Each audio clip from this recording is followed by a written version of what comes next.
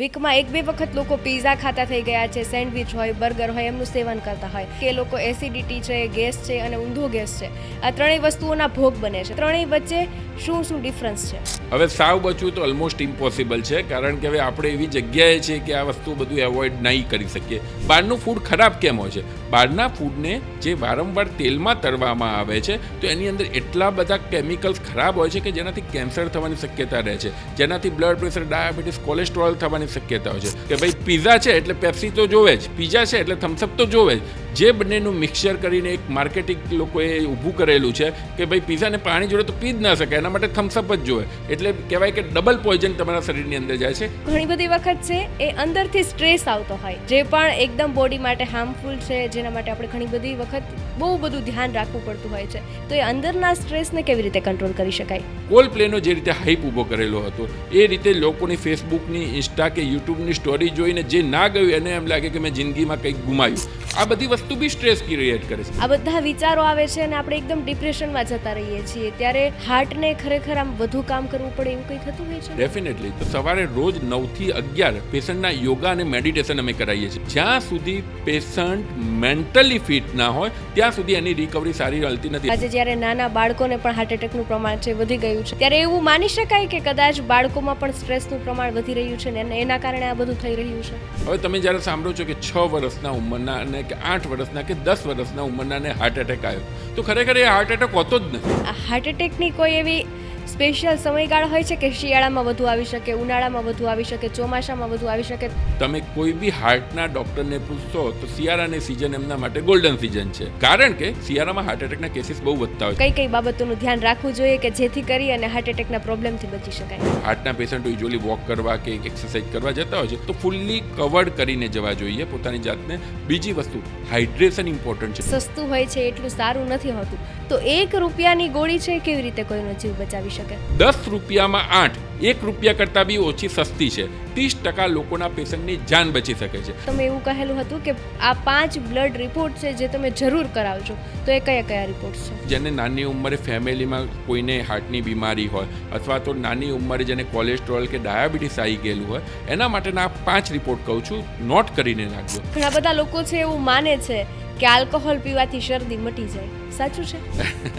Alcohol પીવાથી શરદી મટી જાય પણ બીજા ઘણા બધા રોગો થાય. એક એવા પ્રકારના લોકો હોય છે કે જેઓ કદાચ એવું માને છે કે ડૉક્ટર છે એ ઉઘાડી લૂંટ કરે છે. તમે જ્યારે ડૉક્ટરને કહો છો કે લૂંટારા છે, ડૉક્ટર ઉગાડી લૂંટ કરે છે, કાલે ઉઠીને તમારા ઘરે કોઈ પ્રોબ્લેમ આવ્યો તો તમે હોસ્પિટલ જશો, તમે ડૉક્ટરને ફોન નંબર ડાયલ કરશો કે ત્યારે એમ કહેશો ના ડૉક્ટર ઉગાડી લૂંટ કરે છે અને એમ નથી જવું? અત્યારે લોકો એવું માની રહ્યા છે કે હાર્ટ એટેકના જે વધતા જતા કેસ છે એમની પાછળ જવાબદાર કોરોના ટાઈમે લીધેલી વેક્સિન છે. શું માનો છો?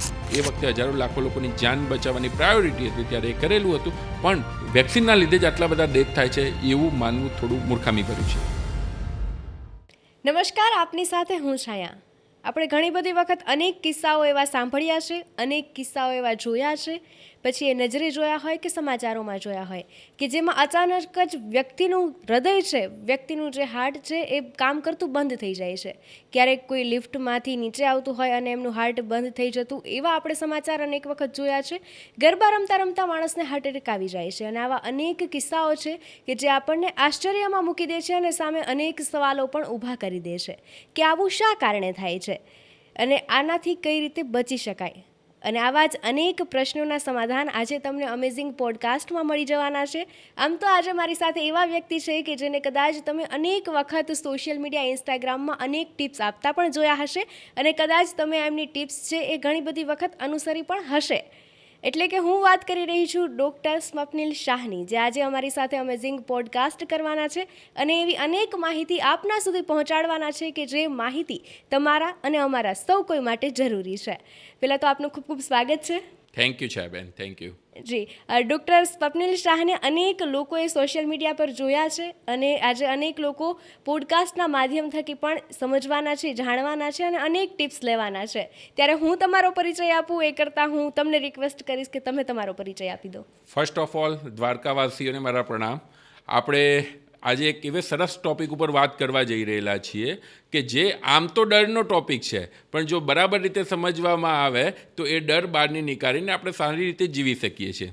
હું એમડી ફિઝિશિયન છું, અમદાવાદમાં હું પ્રેક્ટિસ કરું છું. હવે અમારી જર્નીની શરૂઆત કરું તો વર્ષ પહેલાં અમે આ ઇન્સ્ટાગ્રામ ઉપર રીલ્સ બનાવવાનું ચાલુ કરેલું હતું અને આજે 1 લાખ સુધી ફોલોઅર્સ થવા માંડેલા હતા. અને તમારો જ્યારે એપ્રોચ આવ્યો કે તમારા પ્રેક્ષકોને બી આ વસ્તુની માહિતી મળે તો એના માટે આપણે રેડી થયા છીએ. હવે હું આજથી લગભગ 15-1 વર્ષ પહેલાં યુએસ હતો અને 5-6 વર્ષ મેં યુએસમાં કામ કરેલું છે અને એના લીધે મને બંને ઇન્ડિયન હેલ્થ કેર સિસ્ટમ અને યુએસ હેલ્થ કેર સિસ્ટમ બંનેનો મને સારો એવો એક્સપિરિયન્સ છે. અને એ જ એક્સપિરિયન્સ હું મારા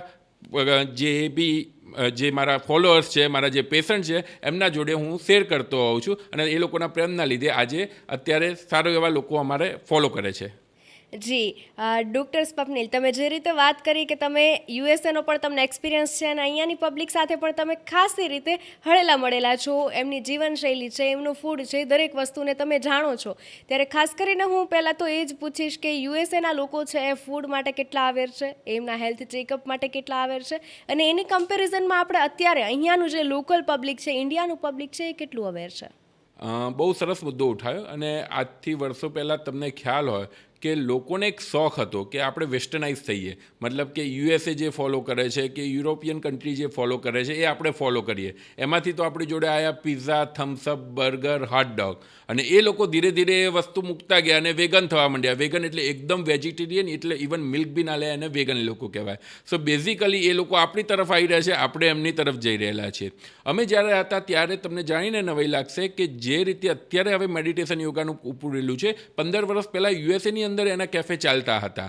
એટલે એ લોકોમાં અત્યારે હેલ્થ કોન્શિયસ ઘણા બધા છે. એ લોકો એક એવા લેવલે પહોંચ્યા છે કે એમને પૈસેથી સુખી હતા, એના પછી ફિઝિકલ એમને ફિટનેસ ઉપર ધ્યાન આપ્યું અને હવે મેન્ટલ ફિટનેસ ઉપર એ લોકો રહ્યા છે. હવે ઇન્ડિયા બી એ રીતે હવે આગળ વધેલું છે. ઘણા બધા લોકો ફાઇનાન્શિયલી સક્ષમ થયેલા છે અને એના પછી નેક્સ્ટ સ્ટેપ હંમેશા ફિઝિકલ ફિટનેસ હોય. એટલે લોકો ઇન્ડિયામાં બી હવે હેલ્થ ચેકઅપ માટે અવેર થયેલા છે, પણ હજુ બી ઘણી બધી વસ્તુઓમાં લોકોને એક ડર હોય છે કે ચલો ભાઈ અમે જઈને હેલ્થ ચેકઅપ કરાવ્યું, ડાયાબિટીસ આવ્યું, બ્લડ પ્રેશર આવ્યું કે કોલેસ્ટ્રોલ આવ્યું, તો એક તો પાછી આખી જિંદગીની દવા ચાલુ થશે અને પાછી ડૉક્ટરના ફીના એક્સ્ટ્રા રૂપિયા આપવા પડશે. એના બદલે કંઈ થતું નથી ને તો જવા દો ને.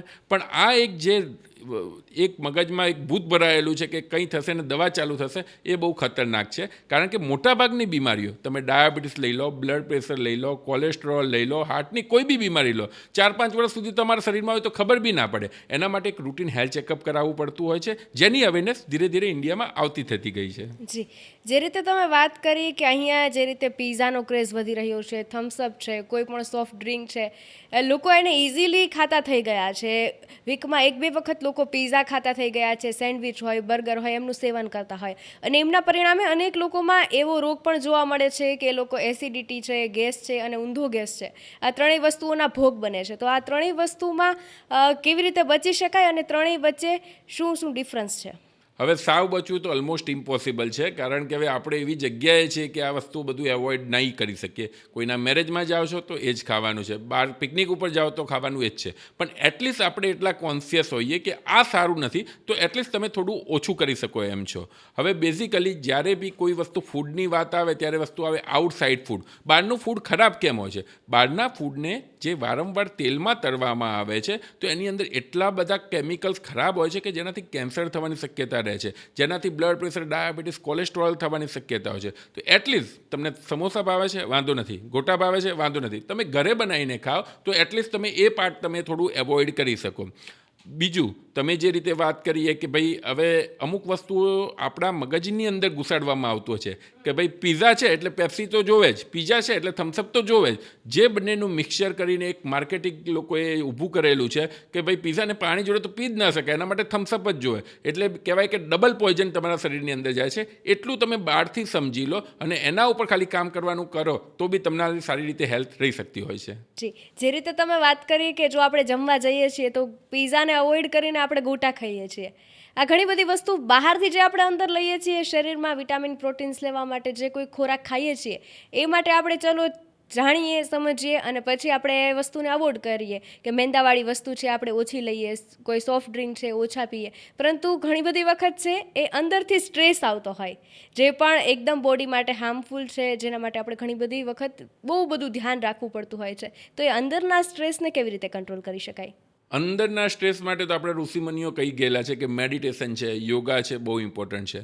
તમને જાણીને નવાઈ લાગશે કે હવે લોકો અમારા ત્યાં જે અત્યારે હાર્ટ એટેકના પેશન્ટ આવે છે, કારણ કે અમારે મેઇનલી હાર્ટની ટ્રીટમેન્ટ છે, અમે જે ટ્રીટમેન્ટ આપતા હોય છે, એમાંથી જાણીને નવાઈ લાગશે કે 40થી નીચેના લોકો, 40 વર્ષથી નીચેના ઉંમરના લોકો લગભગ 40થી 50% હોય છે. હવે આજથી 15 વર્ષ પહેલાં જ્યારે અમે ભણતા હતા ને ત્યારે આનો આંકડો હતો 20%, 30%, અને હવે જે વધતા ગયા છે તો એનું કારણ ડૉક્ટર્સ કમ્યુનિટીમાં એક જ માનવામાં આવે છે કે સ્ટ્રેસ સિવાય બીજું કંઈ હોઈ જ ના શકે. હવે કોઈ બી વસ્તુના રોગની પાછળ એક મેજર કારણ કે મોટું કારણ અને એક માઇનર કારણ કે ભાઈ નાનું કારણ. તો પહેલાં સ્ટ્રેસને એવું માનવામાં આવતું હતું કે નાનું કારણ છે, એનું બહુ વાંધો નથી, ડાયાબિટીસ છે, બીપી છે, કોલેસ્ટ્રોલ છે, બધા મેજર કારણો છે. પણ હવે જે રીતના કેસીસ વધી રહેલા છે તો એમાં એ માઇનર કારણને હવે મેજર તરીકે લોકો ઓળખવા માંડ્યા છે કે સ્ટ્રેસ લોકોની લાઈફમાં બહુ જ વધી ગયું છે. સિમ્પલ એક્ઝામ્પલ આપું તો હમણાં તમને અમદાવાદમાં કન્સર્ટ થયો કોલ્ડ પ્લેનો, તમને ખ્યાલ હશે. કોલ્ડ પ્લેનો જે રીતે હાઈપ ઊભો કરેલો હતો એ રીતે લોકોની ફેસબુકની, ઇન્સ્ટા કે યુટ્યુબની સ્ટોરી જોઈને જે ના ગયું એને એમ લાગે કે મેં જિંદગીમાં કંઈક ગુમાયું, અને જે એને ફોમો ફિલિંગ કહેવાય, ફિલિંગ ઓફ મિસિંગ આઉટ, કે ભાઈ મેં આ ના કર્યું એટલે રાત્રે ઊંઘ ના આવે કે યાર મારી જોડે આટલા પૈસા નહોતા, હું ના જઈ શક્યો, મારી જોડે ટાઈમ નહોતો એટલે જઈ ન શક્યો. આ બધી વસ્તુ બી સ્ટ્રેસ ક્રિએટ કરે છે. એવું નથી કે તમારી જોબ જ સ્ટ્રેસ ક્રિએટ કરે છે. એટલે આપણું જે આજુબાજુનું એટમોસ્ફિયર છે એવું વણાઈ ગયેલું છે કે એમાંથી તમારા બહાર આવવા માટે ઇન્ટરનલ અવેરનેસ જોવે જ. તમને ખબર હોવી જોઈએ કે શું સાચું છે, શું ખોટું છે, અને એ આપણા જે યોગી મુનિઓ કહી ગયા છે કે મેડિટેશન, યોગા, ધ્યાન એ બધા કરવાથી જ સ્ટ્રેસ ઓછું થઈ શકે. સ્ટ્રેસ ઓછું કરવાની દુનિયામાં કોઈ દવા નથી. જ્યારે સ્ટ્રેસ આવી જાય છે અને આપણને સ્ટ્રેસ આવી ગયું છે એવી ખબર પડી જાય છે કે હું સ્ટ્રેસમાં છું, ડિપ્રેશનમાં છું, ઘણા બધા ઓવરથિંકિંગના વિચારો આવે છે, આ બધા વિચારો આવે છે અને આપણે એકદમ ડિપ્રેશનમાં જતા રહીએ છીએ. ત્યારે હાર્ટને ખરેખર આમ વધુ કામ કરવું પડે એવું કંઈ થતું હોય છે? ડેફિનેટલી. જ્યારે બી કોઈને સ્ટ્રેસ આવે છે, મને ગુસ્સો આવે છે, મને સ્ટ્રેસ આવે છે કે મને કોઈક એવા ખરાબ વિચારો આવે છે, ત્યારે આપણા શરીરમાં બેડ હોર્મોન્સ કહેવાય, સ્ટ્રેસ હોર્મોન્સ, એનું નામ જ છે મેડિકલ ટર્મમાં સ્ટ્રેસ હોર્મોન, કોર્ટિઝોલ ને એ બધું સિક્રેટ થતું હોય છે. હવે સ્ટ્રેસ હોર્મોન શું કરે છે? તમારા હાર્ટ બીટ વધારી દે છે. એટલે ઘણી વખત તમે જુઓ કે એન્ઝાયટી હોય તો ધબકાર ધક ધક ધક ધક થવા માંડે, મગજ તપવા માંડે, બીપી શૂટઅપ થઈ જાય છે, ઉલટી ઉપકા થવા માંડે. આ બધું સ્ટ્રેસ હોર્મોનનું કારણ છે. હવે તમે વારંવાર સ્ટ્રેસ લાયા કરો તો ઓટોમેટિકલી એક વખત તમારું હાર્ટ જવાબ આપી દેવાનું છે.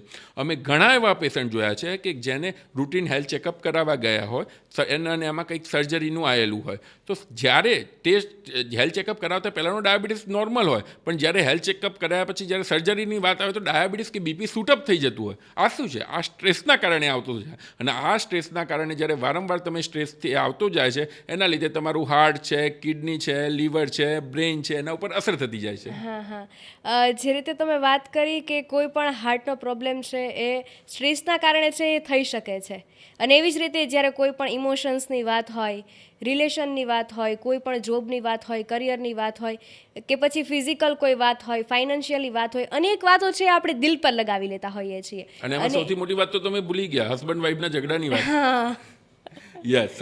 હા, એ બધી વાતો છે, એ બધી વાતો આપણે દિલ પર લગાવી લઈએ છીએ. કોઈ પણ વાત હોય, દિલમાં દુઃખ થાય છે. મેન્ટલી તો અસર થાય જ છે, પણ સાથે દિલમાં પણ અસર થાય છે. અને જે રીતે દિલમાં અસર થાય છે અને પછી ક્યાંક ને ક્યાંક બેચેની, માયુસી, એકલા રહેવું, આવું બધું થતું હોય છે. તો આનાથી કેવી રીતે બચી શકાય? સો બેઝિકલી અગેન આ બધી વસ્તુનું એક જ સોલ્યુશન છે. દુનિયામાં સ્ટ્રેસની કોઈ દવા નથી. હા, તમારું એન્ઝાયટી છે, ડિપ્રેશન છે, એની દવા છે, પણ એ તમારા ઇમોશન્સને કંટ્રોલ કરે છે અને જડમૂળથી કાઢતું નથી. તમને જાણીને નવાઈ લાગશે કે તમે આજે જ્યારે અમારા ક્લિનિકમાં આવો ને તો સવારે રોજ 9 થી 11 પેશન્ટના યોગા અને મેડિટેશન અમે કરાવીએ છીએ. મને જાણ નથી કે ગુજરાતમાં બીજું કોઈ આવું ક્લિનિક હોય જે કરાવતું હોય, કારણ કે કોઈ બી બીમારી એ એકલી બીમારી નથી. ધારો કે મને પગમાં બી દુખે છે તો જોડે જોડે એનું જો હું મેન્ટલી વધુ પડતું લઈ લઉં તો દુખાવો વધવાનો છે. કોઈ બી ની રિપ્લેસમેન્ટ હોય, કોઈ બી મેજર સર્જરી હોય, જ્યાં સુધી પેશન્ટ મેન્ટલી ફિટ ના હોય ત્યાં સુધી એની રિકવરી સારી હાલતી નથી. અને આ કોઈ બી ડૉક્ટર આના જોડે એગ્રી થશે કે જ્યાં સુધી પેશન્ટ મેન્ટલી ફિટ છે તો એની ઓવરઓલ રિકવરી સારી હોય છે. હવે એના માટે શું કરવું પડે? તો અગેન મેડિટેશન, યોગા અને થોડીક જાગૃતિ કે સ્ટ્રેસ જોડે તમે કઈ રીતે રિએક્ટ કરો છો. ધારો કે મને કોઈ ઉપર વધુ પડતો ગુસ્સો આવ્યો ત્યારે હું મારી જાતને આઇસોલેટ કરી શકું છું. બીજું, હું હંમેશા મારા પેશન્ટ્સને કહેતો હોઉં છું, થોડા જાડી ચામડીના બની જવું.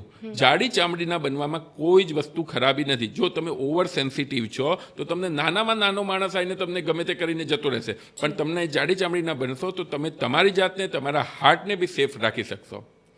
અત્યારે પહેલાંના પ્રમાણમાં એવું હતું કે પહેલાંના જમાનામાં કોઈ મોટી ઉંમરના વૃદ્ધો હોય એમને હાર્ટ એટેકની અસર છે કે હાર્ટ એટેક વધુ પ્રમાણમાં આવતા, પરંતુ આજે જ્યારે નાના બાળકોને પણ હાર્ટ એટેકનું પ્રમાણ છે વધી ગયું છે, એમને વધુ પ્રમાણમાં એમની તકલીફ થઈ રહી છે, ત્યારે એવું માની શકાય કે કદાચ બાળકોમાં પણ સ્ટ્રેસનું પ્રમાણ વધી રહ્યું છે ને એના કારણે આ બધું થઈ રહ્યું છે. હવે આમાં છે ને અમુક વખતે બે વસ્તુ ઇન્ટરપ્રેટ થતી હોય, એકબીજા સાથે જોઈન થઈ જતી હોય છે. હવે તમે જ્યારે સાંભળો છો કે 6 વર્ષના ઉંમરના અને કે 8 વર્ષના કે 10 વર્ષના ઉંમરનાને હાર્ટ એટેક આવ્યો, તો ખરેખર એ હાર્ટ એટેક હોતો જ નથી. હાર્ટ એટેક અલગ વસ્તુ છે અને જીનેટિકલી કોન્જેનેટલ એબનોર્માલિટીઝ અલગ વસ્તુ છે. હમણાં તમે સાંભળ્યું હશે કે અમદાવાદની એક સ્કૂલમાં 6ઠા 7મામાં કંઈક ભણતી 8-10 વર્ષની છોકરીને હાર્ટ એટેકથી મૃત્યુ થયું. મીડિયાએ ચગાવ્યું, ઘણા બધા ઇન્ફ્લુએન્સરોએ ચગાવ્યું, પણ ખરેખર એ હાર્ટ એટેક હોય જ ના શકે. એ કાર્ડિયાક એરેસ્ટ હોઈ શકે. કાર્ડિયાક એરેસ્ટ એટલે શું કે કોઈ બી જન્મજાત બીમારીના કારણે હાર્ટની રિધમ એબનોર્મલ થઈ ગઈ હોય અને હાર્ટ સ્ટ્રોપ થઈ ગયું હોય. હવે એને કોઈ ખાણીપીણી જોડે કે સ્ટ્રેસ જોડે લેવા દેવા નથી, એ જન્મજાત બીમારી હતી, સમહાઉ એ પકડાયેલી નથી. એવી રીતે જ બીજી એક HOCM કહેવાય, હાઇપરટ્રોપિક ઓબ્સ્ટ્રક્ટિવ કાર્ડિયોમાયોપેથી. ઘણી વખત તમે ગરબા રમતા કે જીમ કરતા જે માણસો એક્સપાયર ડેથ થઈ જાય છે, એના મેઇન કારણ આ બી હોય છે, તમારી હાર્ટની વોલ બહુ જાડી થઈ ગયેલી હોય છે. એટલે અચાનક સ્ટ્રેસ આવે તો તમારું હાર્ટ સડનલી કોલેપ્સ બંધ થઈ જાય છે, જે હાર્ટ એટેક નથી. હાર્ટ એટેક આખી અલગ એક જ વસ્તુ છે. હાર્ટ એટેકની અંદર હાર્ટની નળીઓની અંદર બ્લોક થાય છે અને એના લીધે હાર્ટને મળતો બ્લડ સપ્લાય કોમ્પ્રોમાઇઝ થાય છે. એટલે બંને વસ્તુ ઓવરલેપ થતી હોય છે. યુઝ્યુઅલી હું જ્યાં સુધી માનું છું અને જ્યાં સુધી મારું મેડિકલનું જ્ઞાન છે એ પ્રમાણે 10-12 વર્ષના છોકરાને હાર્ટ એટેક આવવાનું કોઈ કારણ નથી. એ લોકોને કાર્ડિયાક એરેસ્ટ વધુ થઈ શકે. અચ્છા, તો હાર્ટ એટેક કેટલી ઉંમરના લોકોને વધુ આવી શકે? યુઝ્યુઅલી હાર્ટ એટેક પહેલાં એવું માનવામાં આવતું હતું કે ભાઈ 50 વર્ષથી ઉંમરના માણસો માટે છે.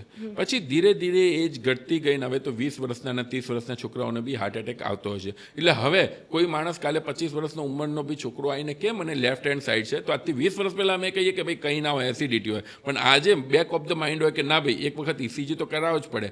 ઇનફેક્ટ ક્યારેક અમને બી કોઈક વખત મને બી ચેસ્ટ પેઇન થાય તો હું 2-3 વખત ECG કરાવી દઉં છું, ભાઈ કંઈ છે નહીં, કારણ કે એવરીડે અમે આવા પેશન્ટ જોતા હોઈએ છીએ. એટલે હવે એઝ સચ હાર્ટ એટેકની કોઈ ઉંમર નથી રહી. આ હાર્ટ એટેકની કોઈ એવી સ્પેશિયલ સમયગાળા હોય છે કે શિયાળામાં વધુ આવી શકે, ઉનાળામાં વધુ આવી શકે, ચોમાસામાં વધુ આવી શકે, તો દર્શકો છે એ સિઝનમાં વધુ ધ્યાન રાખી શકે? એબ્સોલ્યુટલી. અને એમાં સિમ્પલ જ ફંડા છે. હમણાં વિન્ટર પત્યો, તમે કોઈ બી હાર્ટના ડૉક્ટરને પૂછશો તો શિયાળાની સિઝન એમના માટે ગોલ્ડન સિઝન છે. કારણ કે શિયાળામાં હાર્ટ એટેકના કેસીસ બહુ વધતા હોય છે. એના 2-3 કારણ છે. એક તો જેમ શિયાળાની અંદર તમારી હાર્ટની જે શરીરની નસો એકદમ સંકોચાઈ જતી હોય છે, એના લીધે હાર્ટને જે એની સામે લોડ આપવો પડતો હોય છે બહુ વધી જતું હોય છે. બીજું, શિયાળાની અંદર ડિપ્રેશનનું પ્રમાણ બી વધી જતું હોય છે, બહાર અંધારું હોય છે, બહાર વોક કરવા નથી જતા હોતા, એના લીધે બી સ્ટ્રેસ હોર્મોન સિક્રેટ થતા હોય છે અને હાર્ટ એટેકનું પ્રમાણ વધતું હોય છે. અને ત્રીજું, શિયાળામાં બ્લડ પ્રેશર બ્લડના પ્રમાણ વધી જતા હોય છે, બ્લડ પ્રેશર વધી જતું હોય છે ને એના લીધે હાર્ટ એટેકના કેસીસ વધી જતા હોય છે. એટલે તમારા ક્વેશ્ચનનો આન્સર છે કે હા, શિયાળો એક એવી સિઝન છે જેમાં હાર્ટના પેશન્ટોએ વધુ પડતું ધ્યાન રાખવું જોઈએ. રેગ્યુલર હાર્ટનું પમ્પિંગ કેટલું હોય છે? રેગ્યુલરલી રૂટીનલી 50 to 65% જેટલું પમ્પિંગ નોર્મલ કહેવાય. હવે હાર્ટનું પમ્પિંગ એટલે શું કે મારા હાર્ટમાં 100 ml જેટલું બ્લડ છે, એને એક જ બીટની અંદર 50 થી 65 ml જેટલું બ્લડ આઉટસાઇડ જાય છે, હાર્ટમાંથી શરીરના બીજા ઓર્ગનમાં જાય છે, એને કહેવાય છે હાર્ટનું પમ્પિંગ. હવે ઘણા બધા પેશન્ટ અમારી જોડે આવે છે કે ના સાહેબ અમારે 50-65 ના જોઈએ, મારે તો 100% જોઈએ. પણ એ શક્ય જ નથી. જો 100% જાય તો માણસ 1 મિનિટ બી જીવતો ના રહી શકે. એટલે નોર્મલ હાર્ટનું પમ્પિંગ 50 થી 65% હોય છે. જ્યારે અત્યારે શિયાળો ચાલી રહ્યો છે અને તમે એવું જણાવ્યું કે શિયાળામાં વધુ ધ્યાન રાખવું જોઈએ, તો શું કઈ બાબતોનું ધ્યાન રાખવું જોઈએ કે જેથી કરી અને હાર્ટ એટેકના પ્રોબ્લેમથી બચી શકાય? સો બેઝિકલી શિયાળાની અંદર ફર્સ્ટ ઓફ ઓલ જ્યારે બી તમે હાર્ટના પેશન્ટો યુઝ્યુઅલી વોક કરવા કે એક્સરસાઇઝ કરવા જતા હોય છે તો ફૂલ્લી કવર્ડ કરીને જવા જોઈએ પોતાની જાતને. મતલબ કે પ્રોપર ઠંડી ના લાગે એ રીતે ડબલ લેયર કે ટ્રિપલ લેયરની અંદર કપડાં પહેરવા જોઈએ. બીજી વસ્તુ, હાઇડ્રેશન ઇમ્પોર્ટન્ટ છે. જેટલું બને એટલું વધુ પાણી અથવા તો લિક્વિડ લેવું જોઈએ. કારણ કે જ્યારે તમે ડિહાઇડ્રેશન હોય છો એટલે કે શરીરમાં પાણીનું પ્રમાણ ઓછું થાય છે. શિયાળામાં તરસ ઓછી લાગે એટલે પાણી ઓછું પીવાય. પાણી ઓછું પીવાય એટલે શરીરની અંદર ડિહાઇડ્રેશન થાય અને એટેક આવવાના ચાન્સીસ હોય છે. એટલે વારંવાર તમારે લિક્વિડ પાણી લેવું જોઈએ. ત્રીજી વસ્તુ, એક ઇન્ફ્લુએન્ઝા વેક્સિન આવતી હોય છે જે શિયાળાની શરૂઆતની પહેલાં દરેક પર્સને લેવી જોઈએ, એક એજેડ પર્સનમાં. કારણ કે ઘણી વખત ઇન્ફેક્શનના લીધે બી હાર્ટ એટેકના કેસીસ વધી જતા હોય છે. તમને ફેફસાનું ઇન્ફેક્શન થયું ને એના લીધે હાર્ટ ઉપર લોડ આવે ને એટેકના કેસીસ વધી જતા હોય છે. બોડીની અંદર ઇન્ફ્લામેશન થયું ને એના લીધે હાર્ટ એટેકના કેસીસ વધતા હોય છે. એટલે આ એક વેક્સિન બી લેવી જોઈએ. એટલે મેઇન 3 વસ્તુ છે કે બોડીને કવર કરવી જોઈએ, શરીરમાં અંદર પૂરેપૂરું હાઇડ્રેશન રાખવું જોઈએ અને ઇન્ફ્લુએન્ઝા જે વેક્સિન હોય છે એ દરેક દર્દીએ લેવી જોઈએ. જી, તમે જે વેક્સિનનું કીધું અને આપણે ત્યાં એવી સિસ્ટમ છે કે કોઈ પણ દર્દીને નાનો એવો પ્રોબ્લેમ હોય ને તો પહેલાં ઘરગથ્થુ ઉપચાર કરે અને જો એ ઘરગથ્થુ ઉપચાર સક્સેસફુલ નથી જતો તો પછી ડૉક્ટર પાસે આવે અને જ્યારે ડૉક્ટર પાસે આવે છે ત્યારે ડૉક્ટર ખરેખર એવું કહી દે છે કે કદાચ તમે જો થોડા વહેલા આવ્યા હોત તો બહુ ઇઝીલી બધું પતી જાય, કામ છે એ વધુ સરળ થઈ જાય, તો કોઈ પણ રોગ છે એ વધુ જ્યારે બની જાય છે, શરીરમાં વધુમાં વધુ એ પ્રસરી જાય છે, ત્યાર પછી દર્દીઓ આવવાનું પસંદ કરે છે. તો આ મેન્ટાલિટીને કેવી રીતે સુધારી શકાય? હવે આમાં સિક્કાની બે બાજુ છે અને હું અત્યારે જે વસ્તુ કહેવા જઈ રહેલો છું કદાચ અમારી ડૉક્ટર કમ્યુનિટીને બી નહીં ગમે. હું તમને એક સિમ્પલ એક ક્વેશ્ચન પૂછું છું. તમારા ગળામાં દુખે છે, તમને શરદી ઉધરસ ખાંસી થઈ છે, યુઝ્યુઅલી તમે ડૉક્ટર જોડે જાઓ અથવા તો તમારી જાતે, તો તમે સાંભળ્યું છે કે તમે કઈ દવા લેતા હો છો? તમને કઈ દવાનું નામ યાદ છે? યુઝ્યુઅલી લોકો એજીથ્રોમાઇસિન કરીને એક દવા લેતા હોય છે. ભાઈ કંઈ થયું ને એજીથ્રોમાઇસિન લઈ લીધી. હવે 100માંથી 80થી 90% ગળામાં દુખાવો વાયરસના કારણે હોય છે. એજીથ્રોમાઇસિન એન્ટીબાયોટિક છે. એજીથ્રોમાઇસિનનો કોઈ રોલ જ નથી. ઉપરથી જ્યારે તમે દવા લો છો ત્યારે તમારા શરીરની ઇમ્યુનિટી વીક થાય છે. જ્યારે ખરેખર દવાની જરૂર પડે ત્યારે દવા કામ નથી કરતી. પણ 90% લોકો શું કરે? કાં તો ડૉક્ટરને બતાવ્યા વગર દવા લઈ લેતા હોય, કાં તો કેમિસ્ટ જોડેથી લઈ લેતા હોય, કાં તો ઘણા બધા ડૉક્ટર્સ એન્ટીબાયોટિક પ્રિસ્ક્રાઇબ કરી દેતા હોય છે. અમે જ્યારે યુએસ હતા ત્યારે પહેલાં તમારે અહીંયાનું જે કલ્ચર હોય એ લેવું પડે, બેક્ટેરિયલ ઇન્ફેક્શન છે જોવું પડે ને પછી એન્ટીબાયોટિક અપાય. પણ અહીંયા રેન્ડમલી યુઝ થતો હોય છે. એટલે એના લીધે શું થતું હોય કે એનું રજિસ્ટન્સ દવાનું એ રીતનો જે યુઝ થતો હોય છે એના લીધે પેશન્ટ ઉપર અને દવાના અસર ઉપર બંને ઉપર એ લાંબા ટાઈમે અસર થતી હશે. એટલે પહેલી વખત એ કે તમારે અનનેસેસરી મેડિકેશન્સ ના લેવી જોઈએ. બીજી વસ્તુ જે તમે કીધું એ વાત 100% સાચી છે કે ઘણી વખત છાતીમાં દુખાવો થાય અને ઘણા લોકો કે ભાઈ આપણે એસિડિટી છે, ચલો ને ભાઈ એક સોડા પી લઈએ અથવા તો કંઈક ગટગથ્થુ ઉપચાર કરી લઈએ. પણ હાર્ટ એટેકના પહેલા 4 થી 6 કલાક એ ગોલ્ડન પીરિયડ કહેવાય. ગોલ્ડન પીરિયડ એટલા માટે કે એની અંદર જો કંઈ સ્ટેન્ટ નાખી દેવાય કે અમુક જાતના એવા ઇન્જેક્શન અપાઈ જાય તો તમારું હાર્ટ એટેકથી જાન બચી શકે છે. પણ જ્યારે તમે ઘરગથ્થુ ઉપચારમાં આવામાં ટાઈમ બગાડો છો ત્યાં સુધીમાં એ ગોલ્ડન પીરિયડ કમ્પ્લીટ થઈ ગયો છે. પછી હોય છે કે જે બચ્યું છે એના ઉપર જ કામ કરવાનું હોય છે. યસ. અને હાર્ટ એટેક જો એક વખત આવી જાય છે તો પછી કઈ કઈ વાતની કાળજીઓ રાખવી પડે? સો બેઝિકલી એક વખત હાર્ટ એટેક આવી જાય ત્યારે ઇમરજન્સી કન્ડિશનમાં મેં કીધું એમ હોસ્પિટલાઇઝેશન જ સૌથી મોટું ઇમ્પોર્ટન્ટ વસ્તુ છે. એના પછી તમારે 4-5 દિવસ સુધી જે દવાનો કોર્સ હોય છે એ કરવાનો હોય છે. પછી હાર્ટ ઉપરના જે કારણો હોય, ધારો કે ડાયાબિટીસ છે, બ્લડ પ્રેશર છે, કોલેસ્ટ્રોલ છે, એ બધાને કંટ્રોલ કરવાનો હોય છે.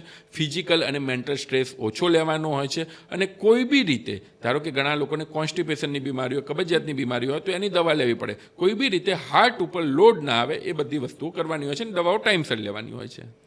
આ બધાની વચ્ચે ઘણી બધી વખત દર્શકોએ પણ સાંભળ્યું હશે અને તમારા કે મારા કાને અવારનવાર પડતું હોય છે કે બાયપાસ સર્જરી કરાવી. તો એ બાયપાસ સર્જરી એટલે શું? હવે આના માટેનું બી એક જે ખનખની કેજ કહેવાય એવો ખુલાસો તમારી સામે કરું છું. અને ઘણા બધા લોકોને ખબર હશે જે લોકો મને ફોલો કરતા હશે, પણ વારંવાર અમે વાત કરી છે. 100માંથી 80 માણસો જેને બ્લોકેજ આવેલા હોય એને બાયપાસ સર્જરી કે સ્ટેન્ટની જરૂર જ નથી. આના માટેનો અમેરિકામાં એક ટ્રાયલ થયેલો હતો. 2500 એટલે ટોટલ 5000 દર્દીઓને એ લોકો લેબોરેટરીમાં લઈ ગયેલા હતા. ત્યાં આગળ ડાઈ નાખીને એન્જિયોગ્રાફી કરી હતી. એમાંથી 2500 માણસમાં સ્ટેન્ટ નાખ્યા અને 2500ને કીધું તમારામાં સ્ટેન્ટ નાખ્યા છે, પણ એ ખરેખર સ્ટેન્ટ ના નાખ્યા. એમનો 10 વર્ષ સુધી ફોલોઅપ થયો અને ફોલોઅપ પછીનું રિઝલ્ટ ચોંકાવનારું હતું. એમાં એમ કહેવામાં આવેલું હતું કે જે લોકોને સ્ટેન્ટ નાખેલા છે કે જે લોકોને નથી નાખેલા, બંનેમાં જીવનની જે રેખા હતી બંનેની સરખી હતી. એવું નહોતું કે સ્ટેન્ટના લીધે કોઈની જિંદગી બચી ગયેલી હોય. એટલે 80% સ્ટેબલ એન્જાઇનાવાળા પેશન્ટની અંદર બ્લોકેજમાં બાયપાસ કે સ્ટેન્ટની જરૂર હોતી જ નથી. પણ હવે કાલે ઉઠીને પાછળ તમે એવું ના કરો કે એના માટે તમે ડૉક્ટરને ના બતાવો. હા, ડૉક્ટરની સલાહ લેવી જરૂરી છે કારણ કે કેસ ટુ કેસ વેરિએશન હોય છે. પણ હા, 80% પેશન્ટમાં બાયપાસ કે સ્ટેન્ટની જરૂર નથી હોતી. હા, ઘણી બધી વખત એવું થતું હોય કે દર્દીઓને એમની ખરેખર જરૂર હોય અને છતાં પણ એ ન લઈ શકે એમ હોય, બાયપાસ સર્જરી ન કરાવી શકે એમ હોય, તો એમના માટે કોઈ ઓપ્શન ખરો? ઘણા બધા ઓપ્શન છે. એકચ્યુઅલી શું થતું હોય કે બાયપાસ સર્જરી મેજર સર્જરી છે. હવે જે પેશન્ટને ડાયાબિટીસ હોય, બ્લડ પ્રેશર હોય, હાઈ રિસ્ક કિડનીનો ડિઝીઝ હોય અથવા પેશન્ટ મેન્ટલી જ ફિટ ના હોય, આવા કેસીસની અંદર જો તમે બાયપાસ સર્જરી કરવા જાઓ તો એનું રિઝલ્ટ નથી મળતું હતું. બીજી વસ્તુ, અમુક લોકોના હાર્ટના પમ્પિંગ બહુ ઓછા થઈ ગયા હોય કે જેના લીધે બાયપાસ સર્જરી રિસ્કી બની જતી હોય. ત્રીજી વસ્તુ, એક એજ થઈ ગઈ હોય, એજ પછી મેજર સર્જરીમાંથી રિકવરીમાં પ્રોબ્લેમ આવતો હોય છે. આવા ઘણા બધા પેશન્ટ માટે અમુક એવી ટ્રીટમેન્ટ છે મોડર્ન મેડિકલ સાયન્સમાં, જેવી રીતે કે EECP ટ્રીટમેન્ટ છે, જેવી રીતે ESMR ટ્રીટમેન્ટ છે. આ બધી ટ્રીટમેન્ટો શું કરે છે કે તમારા હાર્ટની નાની નસો ખોલી દે છે. એના લીધે એક અલ્ટરનેટિવલી બ્લડ સપ્લાય ચાલુ થઈ જાય છે અને એનાથી જે બાયપાસ સર્જરીમાં ફાયદો થાય કે જે સ્ટેન્ટમાં ફાયદો થાય એ એન્જાઇનાના સિમ્ટમ્સની અંદર આની અંદર ફાયદો થતો હોય છે. તમે જે હમણાં 2 ટ્રીટમેન્ટ વિશે વાત કરી, એ ટ્રીટમેન્ટ ક્યારે લઈ શકાય?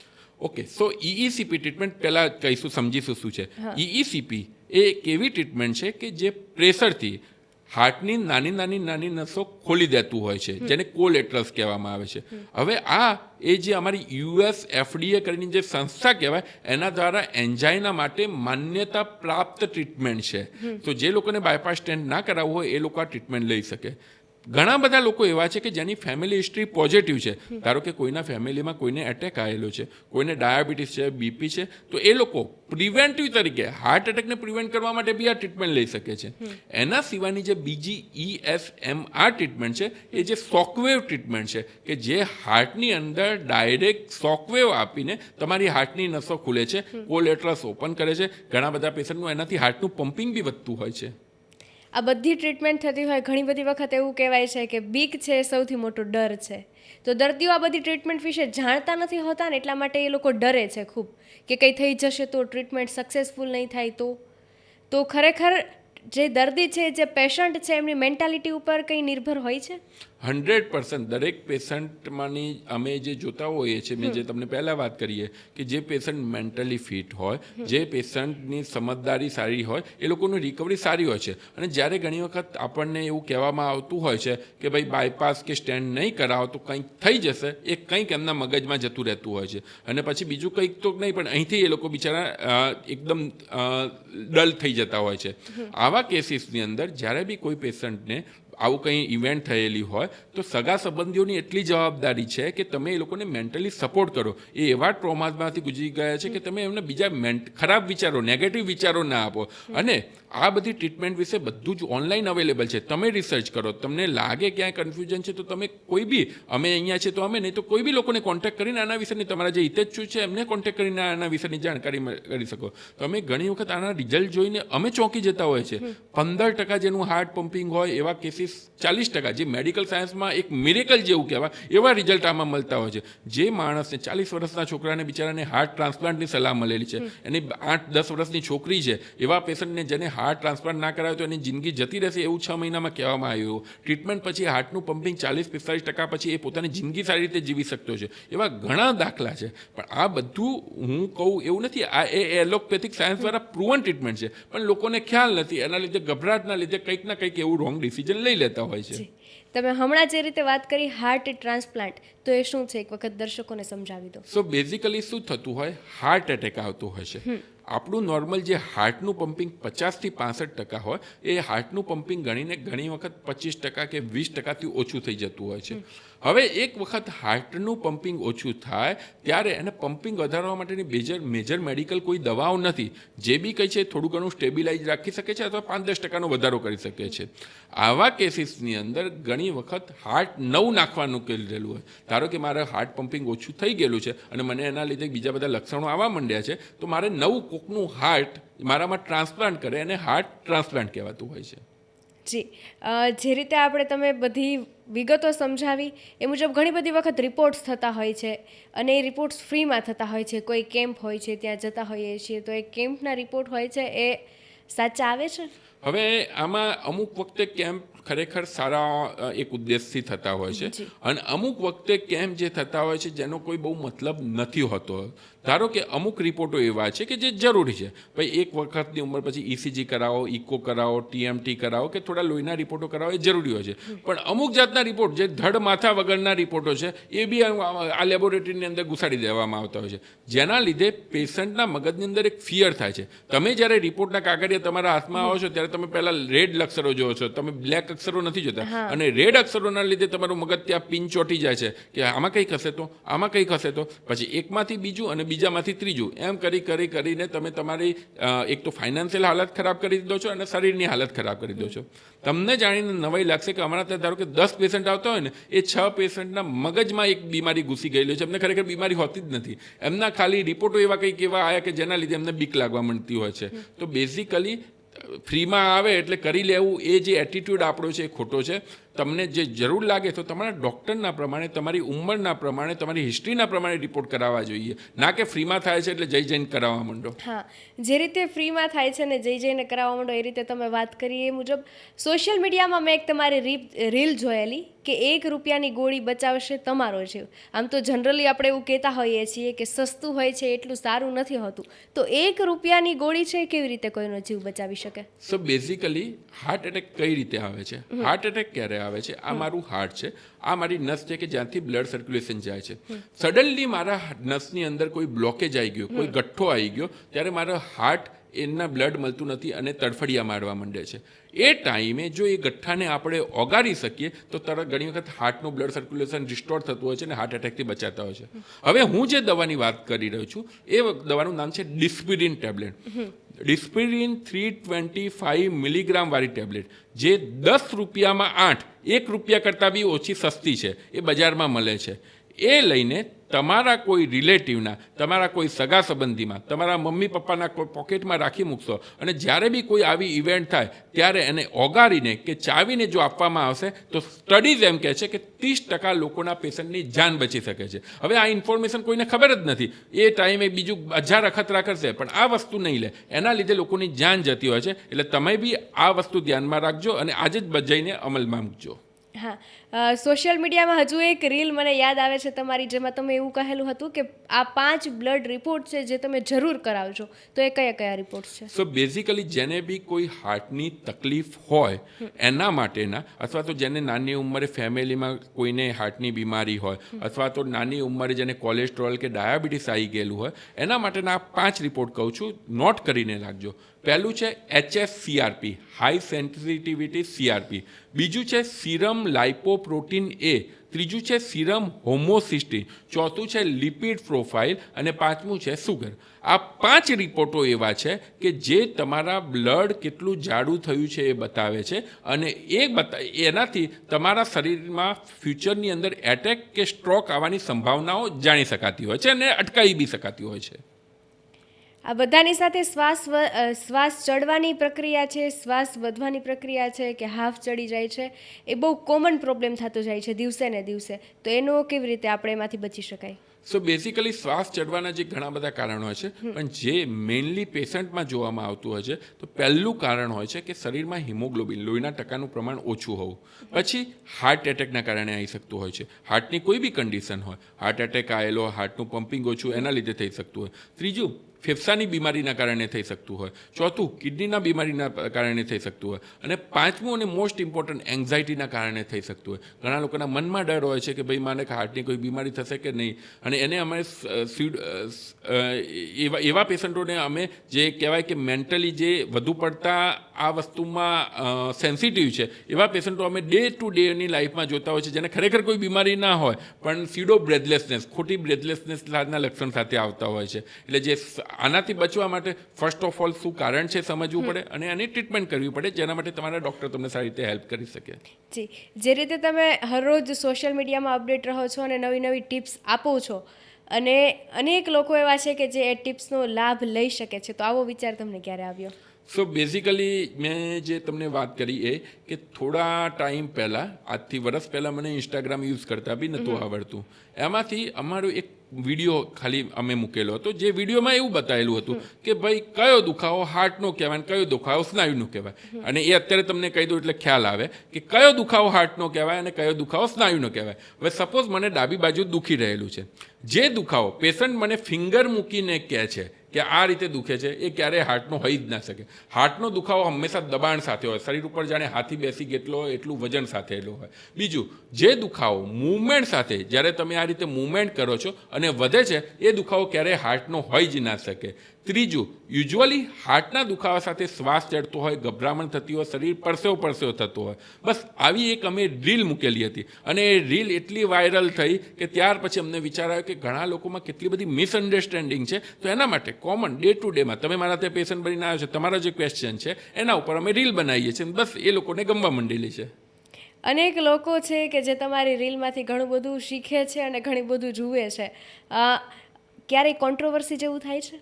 કોન્ટ્રોવર્સી તો હવે ઇન્સ્ટાગ્રામની અંદર એક બહુ જ કોમન વસ્તુ થઈ ગઈ છે, પણ હવે એ બી જે હું લોકોને કહું છું એ અમે બી શીખી ગયા છે કે જાડી ચામડી ના બની જવું. હા, થોડું ઘણું જે રાઇટ કોમેન્ટ્સ હોય, જે સાચી વસ્તુ છે, સજેશન છે, એમાં અમે ડેફિનેટલી ઇમ્પ્રૂવ કરતા હોઈએ છીએ. બટ કોન્ટ્રોવર્સીના બદલે બીકે કંઈ વસ્તુ ના કરવી એ તો વસ્તુ પોસિબલ નથી. અમુક લોકો હવે ઘણી વખત એવું થાય, અમે કોઈ ટોપિક ઉપર બોલ્યા હોય તો એ અમને એમ કે ભાઈ તમારી ડિગ્રીનું સર્ટિફિકેટ બતાવો ને, ત્યારે અમને સામે કહેવાનું ઈચ્છા થાય કે ભાઈ તમે તમારું કયું ધોરણ ભણેલા છે એ તો બતાવો. તમે જ્યારે મારી જોડે ડિગ્રીનું સર્ટિફિકેટ માગો છો ત્યારે તમે કયું ડિગ્રી લઈને બેઠેલા છો. પણ હવે એ વસ્તુ કરવામાં અમારો ટાઈમ કે એનર્જી વેસ્ટ નથી કરવી હોતી. ઘણી વખત એવું થાય કે ફલાણા ડૉક્ટરે, ફલાણા સાયન્ટિસ્ટે આ કીધેલું હતું, અમેરિકાના ડૉક્ટર કે જાપાનના ડૉક્ટરે આ કીધેલું હતું, તો શું જાપાનના ડૉક્ટરે ડૉક્ટરને, ઇન્ડિયાના ડૉક્ટર ના હોય? એક ડૉક્ટરનું કે એક કોઈકનું જેનું કંઈક આઉટ ઓફ બોક્સ કંઈક વિચાર હોય એને તમે કોટ કરીને કહેતા હો, તો પછી ઇન્ડિયાના ડૉક્ટર્સ કંઈ ભણેલા ડૉક્ટર્સ નથી? પણ હવે આ બધી વસ્તુમાં નેગેટિવિટીમાં બહુ ટાઈમ ના આપવો એ થોડું નક્કી કરી દીધું, એટલે પછી એ બધા કોન્ટ્રોવર્શિયલ ટોપિક જે તમારા મગજમાં બી ચાલી રહ્યા છે એને અમે અવોઇડ કરીએ છીએ. જે રીતે તમે કીધું કે તમે અવોઇડ કરો છો, પણ ઘણી બધી વખત એવું થતું હોય કે તમે પણ ભલે ડૉક્ટર છો પણ છતાં છો તો એક માણસ જ, તો તમારા મગજમાં ક્યારેય સ્ટ્રેસ આવી જાય છે? સ્ટ્રેસ તો દરેકના મગજમાં આવે, સ્ટ્રેસ ડેફિનેટલી આવે, પણ જેમ જેમ આપણે સમજતા જતા થઈએ અને ઓવરઓલ ખબર પડતી જાય કે આ વસ્તુનો બહુ કોઈ મિનિંગ નથી. જ્યારે હું સ્ટ્રેસ લઉં છું ત્યારે ઓવરઓલ હું મારા ફેમિલીનું ડેમેજ નુકસાન કરું છું, અને અલ્ટિમેટલી મોટે ભાગે એવું થતું હોય છે કે જે વસ્તુ જ્યારે સ્ટ્રેસ લઈને બહુ વિચારેલી હોય ને, જ્યારે ખરેખર વસ્તુ આવે ને ત્યારે એનું કંઈ મૂલ્ય જ નથી હોતું. એટલે અલ્ટિમેટલી ટાઈમને જવા દેવાનું. કોઈ બી વસ્તુને ધારો કે નવી ઇવેન્ટ, કારણ કે દરેકના ઘરમાં કોઈ ના કોઈ ઇવેન્ટ થતી હોય, ત્યારે ઇનિશિયલ રિએક્શન થોડું સ્ટ્રેસફુલ હોય, પણ બીજી મિનિટે થોડું ખ્યાલ આવવા માંડે કે ભાઈ ધીસ ઇઝ ટેમ્પરરી. જેમ જેમ ટાઈમ પાસ થશે એમ એમ એ વસ્તુ હીલ થતી જશે. તો એટલું સમજતા થઈ ચૂકેલા છીએ. દરેકની લાઈફસ્ટાઈલ અલગ અલગ હોય, છતાં અમુક બેઝિક પોઈન્ટ એવા હોય કે જો કોમન રાખવામાં આવે તો ખૂબ જ આપણે હળવી જીવનશૈલી છે એ જીવી શકતા હોઈએ છીએ, રોગમુક્ત રહી શકતા હોઈએ છીએ. જેમ કે આટલી કલાક સૂવું જોઈએ, આવું ફૂડ ખાવું જોઈએ, આવું ફૂડ છે એ ન ખાવું જોઈએ, તો એવી કઈ કઈ વસ્તુઓ છે? સો બેઝિકલી આ બધી વસ્તુમાં હું એવું કહેતો હોઉં છું, તમારું નેચર અને તમારું બોડી તમને જે કહે એ કરો. તમે જ્યારે તમારું જ્યારે બોડી તમને કહે છે કે ભાઈ દાબેલી ખાવાથી તમને એસિડિટી થાય છે, તો એનો મતલબ કે એવોઇડ કરો. ઇનડાયરેક્ટલી તમારું બોડી તમને કહેતું જ છે. તમે કંઈક એવું, તમે ગુસ્સો કરો છો તો અલ્ટિમેટલી તમને રિગ્રેટ ફીલ થતું હોય છે, તો એ વસ્તુ ના કરો. તમે તમારું બોડીનું સાંભળતા થઈ જાઓ કે આ વસ્તુ કરવાથી મજા નથી આવતી, એ વસ્તુ એવોઇડ કરો. આ વસ્તુ કરવાથી મજા આવે છે, એ વસ્તુ કરો. આ બેઝિક ફંડા છે. બાકી તો બધાને ખબર જ છે કે તેલ ના ખાવું જોઈએ, ઓઇલી ના ખાવું જોઈએ, ગુસ્સો ના કરવો જોઈએ. પણ આના માટે એક ઓશોએ કીધેલું છે કે ભાઈ પાપ શું છે અને પુણ્ય શું છે.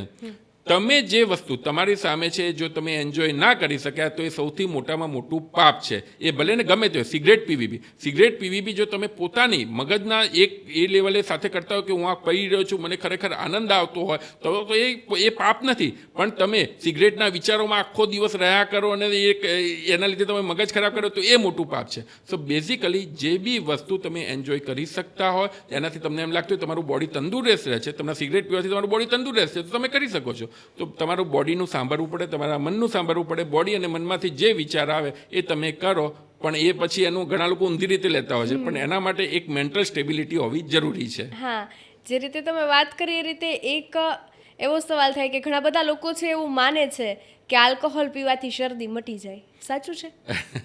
આલ્કોહોલ પીવાથી શરદી મટી જાય પણ બીજા ઘણા બધા રોગો થાય ના. હવે એવું કોઈ એટલું બધું રિસર્ચ ટ્રાયલ કહેતા નથી કે આલ્કોહોલ પીવાથી શરદી મટી જાય. આ એક થોડું મિથ છે. હા, જે રીતે તમે વાત કરી કે તમારું બોડી કહે છે એમ તમે કરો, તો ઘણી બુક્સમાં એવું લખેલું હોય કે 24 ગ્લાસ પાણી પીવો, પછી તો જ્યારે તરસ લાગે છે ત્યારે જ પાણી પીવાનું, કે જ્યારે અમુક ડૉક્ટર્સે કહેલું હોય તો એ મુજબ કરવું પડતું હોય? યુઝ્યુઅલી એવું કહેવામાં આવતું હોય છે કે 4 થી 5 લીટર હાઇડ્રેશન તમારા માટે સારું છે. હવે ઘણી વખત શિયાળામાં જેમ કીધું એમ તરસ તમને નથી લાગતી હોતી, પણ તમારે બાજુમાં બોટલ હોય તો તમને પીવાની ઈચ્છા થતી હોય છે. સો બેસિકલી સિમ્પલ ફંડા એ છે કે રોજનું જો તમે 4 થી 5 લીટર પાણી પી શકો તો સૌથી સારું છે. પણ અમુક એમાં એક્સેપ્શનલ હોય છે. ધારો કે કોઈનું હાર્ટનું પમ્પિંગ ઓછું થઈ ગયું છે તો અમે એમને 1.5 લીટર પાણી પીવાની સલાહ આપીએ છીએ. એ રીતે બધા માટે અલગ અલગ હોય છે, પણ ઓન એન એવરેજ 4 થી 5 લીટર પીવાનું સારું ગણાય છે. જે રીતે મને અનેક ક્વેશ્ચન થયા એ રીતે અમારા દર્શકોને ઘણા બધા પ્રશ્ન થયા હશે, તો એ પ્રશ્નનું તમે સોલ્યુશન આપો એ માટે કઈ રીતે તમારો કોન્ટેક્ટ કરી શકાય? સો ડેફિનેટલી આમાં સોશિયલ મીડિયાના માધ્યમથી તો બધાના પ્રશ્નનો કોન્ટેક્ટ આપવો આન્સર આપવો બહુ ડિફિકલ્ટ હોય છે, પણ કંઈ બી હોય, કંઈ જેન્યુઅન ક્વેરી હોય તો તમે ડેફિનેટલી અમારા ઇન્સ્ટાગ્રામ ઉપર અમને ફોલો કરી શકો છો. એની અંદર તમારા સજેશન મોકલી શકો છો. ભલે અમે જવાબ ના આપતા હોય પણ એ કોમેન્ટને બધીને વાંચતા હોય છે અને એના ઉપર વિડીયો બનાવવાનો ટ્રાય કરતા હોય છે. અને કોઈ હાર્ટ રિલેટેડ બીમારી આવે તો ડેફિનેટલી અમને કોન્ટેક્ટ કરી શકો છો. સોશિયલ મીડિયા પર તો ઘણા બધા લોકો તમને પ્રશ્ન પૂછતા હોય છે, પરંતુ જો રૂબરૂ ક્લિનિકે એટલે કે લાઇફસ્ટાઇલ વેલનેસ ક્લિનિકે આવે છે તો એ અહીંયા આપણે ત્યાં સ્પેશિયલી કયા કયા મશીનરી છે અને કયા કયા રિપોર્ટ્સ થાય છે કે જે લોકોને ખૂબ ઉપયોગી બને? રૂટીનલી અમે જે કહેતા હોઈએ છીએ કે જે ભાઈ હેલ્થ ચેકઅપ કરાવવું જોઈએ, હાર્ટની શું ખરેખર સ્થિતિ છે, તો એના માટેના બધા રિપોર્ટ થતા હોય છે. જરૂરિયાતવાળા બધા, બિનજરૂરી એક બી નહીં. જરૂરિયાતવાળા એટલે કહેવા કે જે લોહીના અમુક રિપોર્ટો હોય છે, ઇસીજી છે એટલે કે કાર્ડિયોગ્રામ છે, 2D ઇકો છે એટલે કે હાર્ટની સોનોગ્રાફી છે, ટીએમટી છે એટલે કે મશીન ઉપર દોડવાનો ટેસ્ટ છે કે જેનાથી હાર્ટનું બ્લોકેજનો તમને આઈડિયા આવી શકે છે. એ બધા જ જરૂરી રિપોર્ટ કહેવાય. બિનજરૂરી એટલે કેવા? બિનજરૂરી એટલે કે અમુક એવા રિપોર્ટ છે કે જેનાથી તમને ખ્યાલ જ નથી આવતો. લોકોના મનમાં એમ છે ચલો થોડો ઘણો દુખાવો થાય છે, આપણા જોડે પૈસા પુષ્કળ છે, ચલો ને જઈને એન્જિયોગ્રાફી કરાવી દઈએ. ખરેખર આ રીતની એન્જિયોગ્રાફી કરાવી તમારા હાર્ટને ડેમેજ કરે છે, તમારા શરીરને ડેમેજ કરે છે, તમારા કિડનીને ડેમેજ કરે છે. દુનિયામાં કોઈ પણ ડૉક્ટર કે કોઈ પણ હોસ્પિટલ દ્વારા એન્જિયોગ્રાફીને તપાસ તરીકે, એટલે મતલબ કે સ્ટેબલ પેશન્ટની અંદર, એકદમ ચલતા ફરતા પેશન્ટની અંદર ખાલી હાર્ટમાં બ્લોકેજ છે કે નહીં જાણવા માટે ક્યારેય અપ્રૂવ થયેલી જ નથી. પણ લોકોને અત્યારે બીક છે અને બીકના મારે કરાવે છે. એટલે એ બધા ટેસ્ટને કરાવતા પહેલાં જે જરૂરિયાતવાળા રિપોર્ટ છે એ બધા અમારા લાઇફસ્ટાઇલ વેલનેસ ક્લિનિકમાં થાય છે. અચ્છા, તમારા ક્લિનિકમાં થાય છે, પરંતુ જો તમારા ક્લિનિક સુધી પહોંચવું હોય તો એડ્રેસ શું છે? બસ ગૂગલ ઉપર એડ્રેસ નાખી દો, લાઇફસ્ટાઇલ વેલનેસ. અમે શ્યામલ સેટેલાઇટ અમદાવાદની અંદર લોકેટેડ છીએ અને ગૂગલ ઉપર ઇઝીલી ફાઇન્ડ કરી શકશો. હા, રૂટીનમાં એવા કયા કયા ચેકઅપ છે કે જે આપણે કરાવતા રહેવા જોઈએ? સો બેઝિકલી એ હંમેશા દરેક દર્દી એટલે કે પેશન્ટ, એમની હિસ્ટ્રી એના ઉપર ડિપેન્ડ હોય છે. પણ જે બેઝિક કહેવાય તો બેઝિકની અંદર એક ડાયાબિટીસનો ટેસ્ટ, કોલેસ્ટ્રોલનો ટેસ્ટ, કિડનીનો ક્રિએટિનિન, એસજીપીટી લીવર અને થોડા ઇસીજી એટલે કે કાર્ડિયોગ્રામ, ઇકો અને ટીએમટી. આ 6-7 ટેસ્ટ છે. આમ જોવા જાઓ તો આની કિંમત 4-5 હજાર રૂપિયાથી વધુ બી નથી. પણ લોકોને એમ છે કે હવે બધું જ, કાં તો બે જાતના લોકો છે. એક જાતના લોકો એવા છે કે જેને બધું કરાવી દેવું છે, 2-5 લાખ રૂપિયાના તો ઇન્વેસ્ટિગેશનલ ટેસ્ટ થતા હોય, અને અમુક લોકો એવા છે કે મારે તો કંઈ કરાવવું જ નથી, એમના બદલે આપણે 4-5 હજારનો કોઈક પીઝા ખાઈ લઈએ. એટલે આ બંનેને એક્સ્ટ્રીમની અંદર એક જે મિડલ વે કહેવાય કે ભાઈ તમારે રૂટીન ઇન્વેસ્ટિગેશન્સ કરાવવા જોઈએ કે જે હાર્ટ રિલેટેડ હોય. એનાથી વધુ રિપોર્ટ કરવાની બહુ જરૂર નથી હોતી. હા, અને હજુ એક એવા પ્રકારના લોકો હોય છે કે જેઓ કદાચ એવું માને છે કે ડૉક્ટર છે એ ઉઘાડી લૂંટ કરે છે. બહુ સાચી વાત છે. અને અમુક અંશે જ્યારે હમણાં થોડા ટાઈમની અંદર અમુક ઘટનાઓ બની છે ત્યારે લોકોને એ વસ્તુ ઉપર એ થાય એ બી વ્યાજબી છે.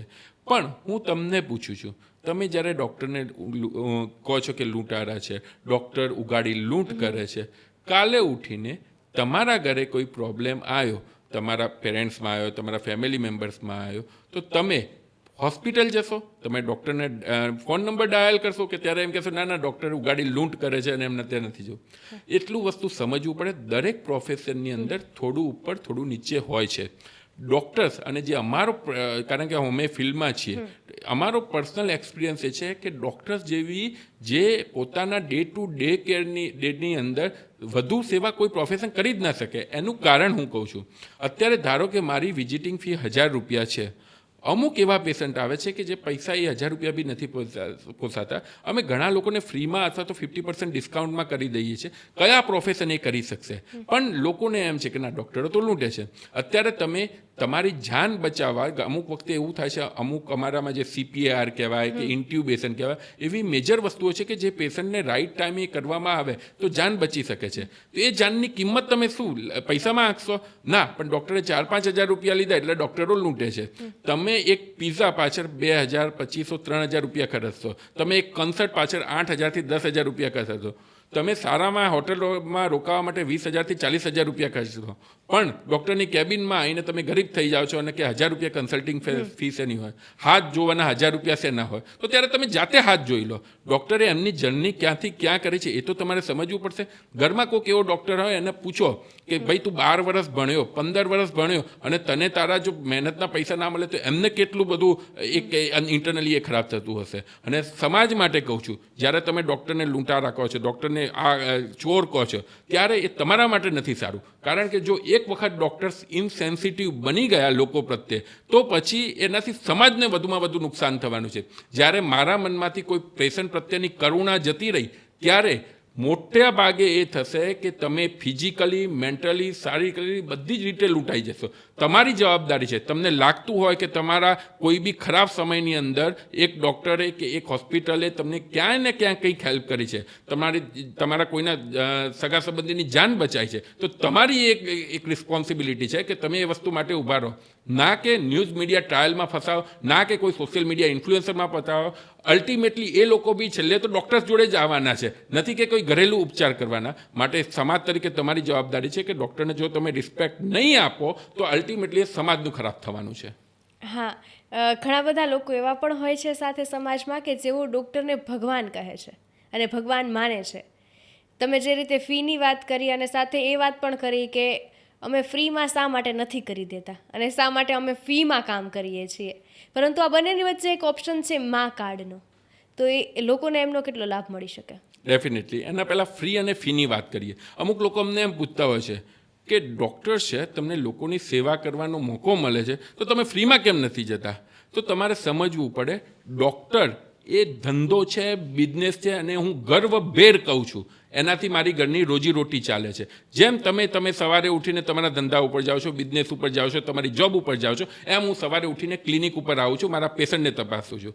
હું જ્યાં સુધી મારા પેશન્ટને કોઈ ગેરમાર્ગે નથી દોતો, સાચું માર્ગદર્શન આપું છું, ત્યારે મારે જે ફી લેવી હોય હું લઈ શકું છું. કોઈ ત્રીજો માણસ આવીને મને એમ ના કહી શકે તમારી ફી કેમ આટલી લો છો.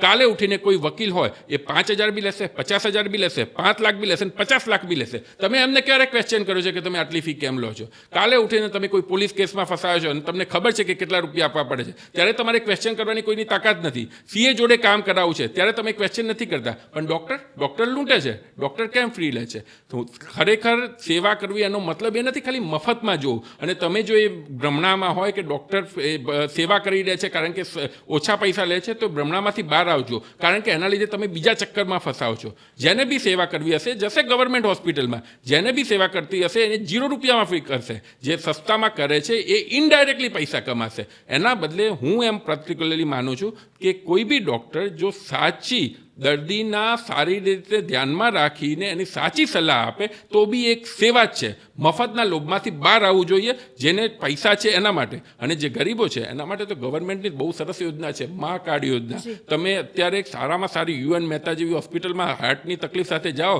તમે જાઓ છો, બહાર આવો છો, જ્યાં પ્રાઇવેટ હોસ્પિટલમાં લાખોનો ખર્ચ થાય છે, ત્યાં તમને 1 રૂપિયાનો પૈસા નથી આપવો પડતો, તમે એનો લાભ લઈ શકો છો. પછી બીજો ક્વેશ્ચન એ થાય તો પછી અમારા પ્રાઇવેટ હોસ્પિટલમાં, પણ એ શક્ય નથી. પ્રાઇવેટ હોસ્પિટલનું ઇન્ફ્રાસ્ટ્રક્ચર અલગ છે, પ્રાઇવેટ હોસ્પિટલના ડૉક્ટર્સ અલગ છે, મેન ફોર્સ અલગ છે. તો એના માટેની એક લિમિટેશન છે અને એના માટે તમારે પે કરવું જ પડે. આ બધાની વચ્ચે એક સમય એવો આવ્યો હતો કોરોના વખતેનો કે જે તમને મને સૌ કોઈ લોકોને યાદ છે, અને લોકો એવું માનતા થઈ ગયા છે, એવું વિચારતા થઈ ગયા છે કે કોરોના પછી હાર્ટ એટેકના કેસ વધી રહ્યા છે અને વધી ગયા છે.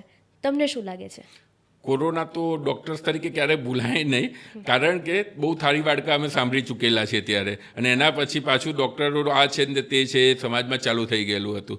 હવે એ વાત બાજુ ઉપર મૂકીએ તો કોરોનાની વેક્સિન અને જે હાર્ટ એટેકના કેસીસનું થોડું ઘણા અંશે બની શકે કે ક્યાંક કંઈક એક એટેચમેન્ટ હોય, પણ હજુ સુધી એનું કોઈ પ્રૂફ એવા તારણ મળે નથી. જે હાર્ટ એટેકના કેસીસ વધ્યા છે કોરોના વાયરસના કારણે વધ્યા છે, વેક્સિનના કારણે વધ્યા છે કે મેડિકેશનના કારણે છે, કોઈ હજુ સુધી એટલા ઠોસ સબૂત મળ્યા નથી.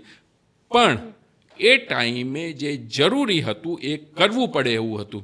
જે ટાઈમે કોરોનાની વેક્સિન આપણને એમ લાગતી હતી કે લાખો લોકોને જિંદગી બચાવી શકે છે, ત્યારે કોરોના વેક્સિન લેવી જરૂરી જ હતી. હવે એના માટે અનફોર્ચ્યુનેટલી જો ખરેખર કોઈના ડેથ થયા હોય તો એના માટે દરેક લોકો દિલગર છે, પણ એ ટાઈમે ના કર્યું હોત અને આપણે વર્સ્ટ કેસ સિનેરિયો જોઈએ તો લાખો લોકોની બીજી રીતે જાન જતી રહો. પણ એ ટાઈમે બરાબર હતું. અને હજુ એટલા બધા એવા કેસીસ નથી કે ડાયરેક્ટ કોરોના વાયરસના જોડે અથવા તો એની વેક્સિન જોડે આ લિંક થઈ શકે. હા, નેચરલ શબ્દ સાંભળીએ ને એટલે તમારા ને મારા બધાના મગજમાં એવું આવે કે કંઈક ખરેખર પ્રાકૃતિક હશે, નેચરલ હશે, કુદરતી હશે. પરંતુ એમની સાથે જ્યારે સર્જરીને જોડવામાં આવે કે નેચરલી બાયપાસ સર્જરી છે, એ શું છે? સો બેઝિકલી નેચરલ બાયપાસ થેરાપીની આપણે વાત કરી રહેલા છે. હવે આપણે કુદરતે એટલું સરસ મિકેનિઝમ આપેલું છે કે જ્યારે તમારા હાર્ટના બ્લોકેજ ધીરે ધીરે થવા માંડે, રાતોરાત બ્લોકેજ નથી થવાનો. 10%, 20%, 30%, 50%, 80%, 90%, 100%. જ્યારે ધીરે ધીરે બ્લોકેજ થવા માંડે ત્યારે એના પ્રેશરના લીધે ઘણી વખત નાના નાના રસ્તાઓ ખુલી જતા હોય છે. ધારો કે મેઇન આપણો હાઈવે, નેશનલ હાઈવે બંધ છે, તમારે પહોંચવું છે અમદાવાદથી દ્વારકા, ગમે તે રીતે પહોંચવાનું છે, તમારે બ્રોડકાસ્ટ કરવાનું છે, તમારે XYZ છે, તો તમે મેઇન હાઈવે ઉપર રિલાય કર્યા વગર ઇન્ટરનલી નાના નાના રસ્તાઓ અંદરથી ગામડાઓમાંથી બી તમારા દ્વારકા સુધી પહોંચી શક્યા તો અલ્ટિમેટલી તમારું કામ પૂરું થવાનું છે. એ જ રીતે હાર્ટનું મિકેનિઝમ છે. હાર્ટની જ્યારે મેઇન 3-4 નસો હોય એ ધીરે ધીરે ધીરે બ્લોક થવા માંડે એટલે નાની નાની નસો કોલેટર્સ જેને મેડિકલ સાયન્સમાં કહેવાય છે એ ઓપન થવા માંડે છે અને હાર્ટનો બ્લડ સપ્લાય મળી રહે છે. તમને જાણીને આશ્ચર્ય થશે કે ઘણા લોકોની 3 હાર્ટની નળીઓ 100% બંધ હોય, 100% બંધ હોય અને છતાં પેશન્ટ આખો પર્વત ચડી જતો હોય. કેમ? કારણ કે કુદરતી મિકેનિઝમ છે. એ કોલેટર્સ એના નવા રસ્તા ખુલી ગયેલા છે. એ જ કોલેટર્સને ખોલવા માટે અમુક ટ્રીટમેન્ટ હોય છે, જે ECP ટ્રીટમેન્ટ છે, ESMR ટ્રીટમેન્ટ છે, જે મેડિકલી સાયન્ટિફિકલી પ્રૂવન ટ્રીટમેન્ટ છે કે નાની નસો ખોલી નાખે છે. એને નેચરલ બાયપાસ થેરાપી કહેવાય છે. ECP ટ્રીટમેન્ટ છે, ઘણા બધા સેલિબ્રિટીઓ કરાવતા હોય છે એવું સાંભળવા મળ્યું છે, વાંચવા પણ મળ્યું છે. ત્યારે એ ટ્રીટમેન્ટ શું છે? આપણા પૂર્વ પ્રેસિડેન્ટ APJ અબ્દુલ કલામ, જેમને આ ECP ટ્રીટમેન્ટ લીધેલી હતી, ઘણા બધા સાધુ સંતો એ બી ECP ટ્રીટમેન્ટ લેતા હોય છે. આઉટ ઓફ ઇન્ડિયામાં તો ઘણા બધા જે ફૂટબોલ પ્લેયર્સ છે, જે સ્પોર્ટ્સમેન છે, એ લોકો પોતાનું ઓવરઓલ પરફોર્મન્સ વધારવા આ ટ્રીટમેન્ટ લેતા હોય છે. સો બેઝિકલી ECP તમારા હાર્ટની નાની નાની નસો ખોલી દે છે. એના લીધે એક અલ્ટરનેટિવલી બ્લડ સપ્લાય ચાલુ થાય છે અને હાર્ટને મળતો બ્લડ સપ્લાય વધવાના કારણે ઓવરઓલ પરફોર્મન્સ વધે છે. હાર્ટના જે લક્ષણો ઓછા થાય છે, છાતીમાં દુખાતું હોય, શ્વાસ ચડતો હોય, પમ્પિંગ ઓછું હોય, એ બધામાં બી ઘણો બધો ફાયદો થાય છે. અને એકદમ સૌથી વધુ આની સારી વસ્તુ એ છે, આમાં કોઈ દુખાવો નથી, આમાં કોઈ સર્જરી નથી, આમાં કોઈ હોસ્પિટલમાં એડમિટ થવાની જરૂર નથી અને આની કોઈ આડઅસર નથી. કોઈ બી સ્વસ્થ માણસ બી પોતાના હાર્ટને ફિટ રાખવા માટે આ ટ્રીટમેન્ટ લઈ શકે છે. અચ્છા, જ્યારે આટલી બધી વાત થઈ છે ત્યારે તમે એક બાજુ વિદેશ પણ રહેલા છો, દેશમાં પણ રહેલા છો, ત્યારે હેલ્થકેર સિસ્ટમની વાત કરીએ તો વિદેશની હેલ્થકેર સિસ્ટમ કેવી છે અને એમની કમ્પેરિઝનમાં ઇન્ડિયાની હેલ્થકેર સિસ્ટમ કેવી છે? ડેફિનેટલી. તમે અત્યારે નવેમ્બર ડિસેમ્બરનો મહિનો ચાલી રહેલો છે. ઘણા લોકો કેનેડાથી, યુરોપથી, યુએસથી ઇન્ડિયા આવે છે. તમારા જાણમાં કોઈ બી હોય, અને હું તમને ગેરંટી સાથે કહું છું, કોઈ બી હોય એને ફોન કરીને પૂછો કે ભાઈ તમારે ત્યાં આગળ બ્લડ રિપોર્ટ કરાવવા છે કે ECG ઇકો કરાવવા છે તો તમારે કેટલો ટાઈમ લાગશે? 2-2, 3-3, 4-4 મહિના થઈ જતા હોય છે છતાંય તમારી એપોઇન્ટમેન્ટ નથી મળતી. અહીંયા તમારે ECG ઇકો TMT કરવો છે, સવારે તમે ડૉક્ટરનો 10 વાગ્યાનો ટાઈમ લો, 10:15નો તમને ટાઈમ મળી જતો હોય છે. આ ઇન્ડિયન સિસ્ટમની બ્યુટી છે. ત્યાં આગળ તમે અમુક રિપોર્ટો કરાવવાના જે હજારો ડોલરો, ત્યાંની સિસ્ટમ પ્રમાણે બી બહુ વધુ કહેવાય, તો એની કમ્પેરમાં અહીંયા રૂપિયાઓની અંદર પતી જતું હોય છે. દાંતની ટ્રીટમેન્ટ માટે, હાર્ટની ટ્રીટમેન્ટ માટે હજારો નહીં લાખો લોકો આઉટ ઓફ ઇન્ડિયાથી અહીંયા આવતા હોય છે. કારણ એ છે અહીંનું હેલ્થકેર સિસ્ટમ બહુ જ આગળ વધી ચૂકેલું છે. બેસ્ટ ડૉક્ટર્સ, હું ધારો કે હું મારી વાત ના કરું તો બી કેટલા બધા ડૉક્ટર એવા છે કે જે US UK ભણીને અહીંયા આવેલા છે, ત્યાંનું નોલેજ લઈને અહીંયા આવ્યા છે, ત્યાંનું એક કલ્ચર લઈને અહીંયા આવેલા છે. એ બધાના લીધે બેસ્ટ ડૉક્ટર્સનો અહીંયા એક આખો જે કહેવાય કે ક્રાઉડ ઊભું થયેલું છે. સારામાં સારી હેલ્થ કેર સિસ્ટમ. અહીંયા જ્યારે તમે કોઈને બી ક્લિનિકમાં જો, હવે ધારો કે તમે જ કદાચ અમારા ક્લિનિકમાં આવેલા હોય તો જોશો તો કોઈ 5 સ્ટાર હોટલથી ઓછું નથી હોતું. કારણ એ છે કે અમારે જે જૂની એક વસ્તુ હતી મગજમાં કે હોસ્પિટલ ગંદવાડ, હોસ્પિટલ એટલે હોવા, એ બધામાંથી બહાર નીકળી ચૂકેલું છે. અત્યારે હું તમને ગેરંટી સાથે કહું કે ઇન્ડિયામાં હેલ્થ કેર સિસ્ટમ સાથે જે સ્કોપ છે આજથી વર્ષો પહેલાં ક્યારેય નહોતા. દુનિયા આખી તમે જુઓ, અમારા ત્યાં પેશન્ટ આવે છે, યુકેથી આવે છે, યુરોપથી આવે છે, કેન્યાથી આવે છે, આફ્રિકાથી આવે છે. આ બધા પેશન્ટો એક વસ્તુ કહીને જાય છે કે આવું અમારા ત્યાં ક્યાં નથી. પણ અહીંયા આપણે અહીંયા તો ઇન્ડિયન હેલ્થ સિસ્ટમ તો બહુ ખરાબ છે, આના કરતાં યુકે, યુરોપ સારું. એક વખત ખાલી પૂછી જુઓ તમારા રિલેટિવને કે ત્યાંની હેલ્થ કેર સિસ્ટમ કેવી છે, અને પછી તમને જે સાચું છે એનું મહત્ત્વ સમજાશે.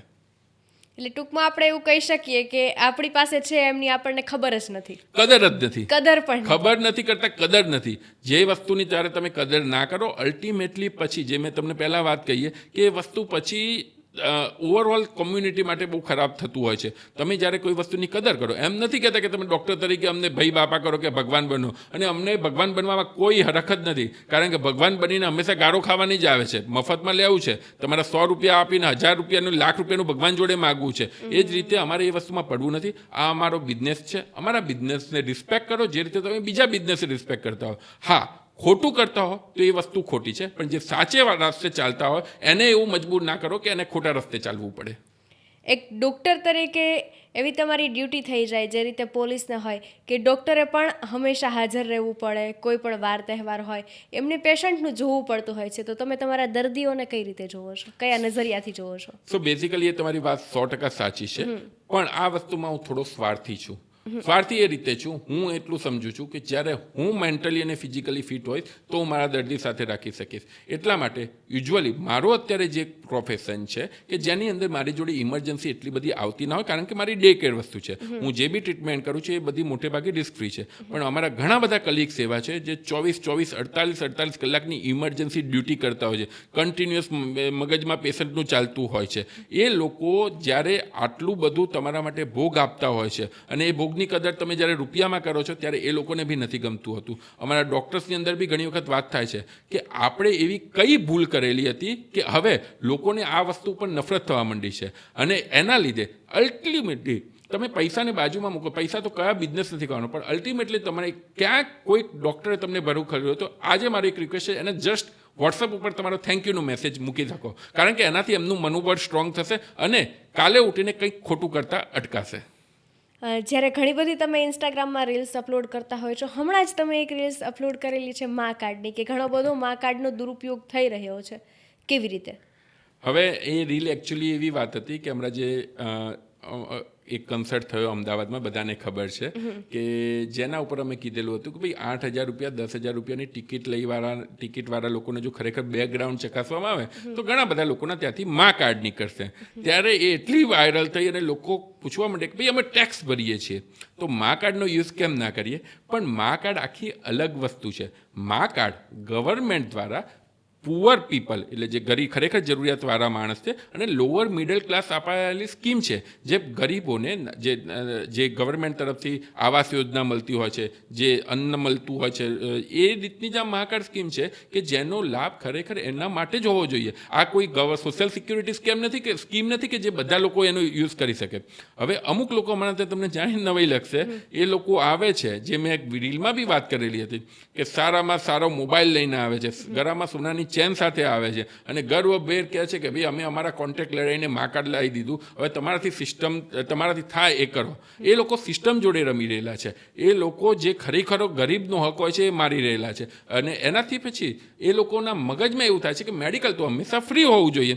જોવે છે એમને 5 સ્ટાર સુવિધા, જોવે છે એમને સારામાં સારા ડૉક્ટર, જોવે છે એમને સારામાં સારું ઇન્ફ્રાસ્ટ્રક્ચર, પણ અલ્ટિમેટલી એમને ગવર્મેન્ટની જે ગરીબો માટેની સ્કીમ છે એના દ્વારા એનો યુઝ કરવો છે. તો એના માટેની રીલ હતી. હવે ખરેખર મા કાર્ડનો તમારે એ રીતે જોવું જોઈએ કે ગરીબો માટે ને લોઅર મિડલ ક્લાસ છે એનો યુઝ સીમિત ત્યાં માટે જોવો જોઈએ. કોઈ જે અમીર હોય અથવા તો જે ભલે ગમે તેટલા ટેક્સ ભરતા હોય એના માટેની આ સ્કીમ નથી. એના માટે ઇન્સ્યોરન્સ હોઈ શકે, એના માટે ગવર્મેન્ટને તમે કહી શકો કે નવી સ્કીમ લાવી શકે, પણ મા કાર્ડ એમના માટે નથી. અત્યારે લોકો એવું માની રહ્યા છે કે હાર્ટ એટેકના જે વધતા જતા કેસ છે એમની પાછળ જવાબદાર કોરોના ટાઈમે લીધેલી વેક્સિન છે. શું માનો છો? હલકુદામ હવાલદારનો એવું કોઈ હજુ સુધી રિસર્ચ ટ્રાયલ આવ્યા નથી કે જેની અંદર આ વસ્તુ ડાયરેક્ટ પુરવાર થઈ શકે. કોરોના વેક્સિન વચ્ચે અંશે કદાચ એમનાથી ડેમેજ થયું બી હોય, પણ જે ટાઈમે જે જરૂરી હતું એ ગવર્મેન્ટે કરવું પડ્યું હતું. એ વખતે હજારો લાખો લોકોની જાન બચાવવાની પ્રાયોરિટી હતી ત્યારે એ કરેલું હતું. પણ વેક્સિનના લીધે જ આટલા બધા ડેથ થાય છે એવું માનવું થોડું મૂર્ખામી ભર્યું છે. તમે અમારા દર્શકો સુધી આટલી બધી માહિતી પહોંચાડી છે કે જે ઘણા બધા દર્શકોએ કદાચ ક્યારેય પણ વાત નહીં સાંભળી હોય, કે ઘણા બધા દર્શકોના મનમાં જે બીક હશે એ બીક આજે ઘણી બધી દૂર થઈ ગઈ હશે અને એક સચોટ માર્ગદર્શન મળ્યું હશે. Thank you. અને તમારો બી આભાર કે આટલો ટાઈમ આપીને તમારા લોકો સુધી આ વાત પહોંચાડ. કારણ કે અમે જે ટ્રીટમેન્ટની વાત કરી રહ્યા છીએ ઘણા બધા ડૉક્ટર્સને ખબર નથી. અનફોર્ચ્યુનેટલી લોકોમાં જાગૃતિ જ નથી, અને જાગૃતિને લોકો સુધી પહોંચાડવા માટે તમે એક પાર્ટ બન્યા, એના માટે તમારો ખૂબ ખૂબ આભાર. જે રીતે આજના અમેઝિંગ પોડકાસ્ટમાં આપણી સાથે ડૉક્ટર સ્વપ્નિલ શાહ જોડાણા અને એવી અનેક વાતો કરી, એવી અનેક વાતો, એવી અનેક રિપોર્ટ્સ વિશે વાતો છે, એવી અનેક ટ્રીટમેન્ટ વિશે વાતો છે કે જે કદાચ ક્યારેય પણ આપણે નહીં સાંભળી હોય અને આજે દર્શકોને એમના લીધે સાંભળવા મળી છે અને ઘણી બધી એવી માહિતી મળી છે કે જે ખરેખર જીવનમાં ખૂબ જ ઉપયોગી બનવાની છે. આપ અમારી સાથે જોડાયા બદલ ખૂબ ખૂબ આભાર. Thank you.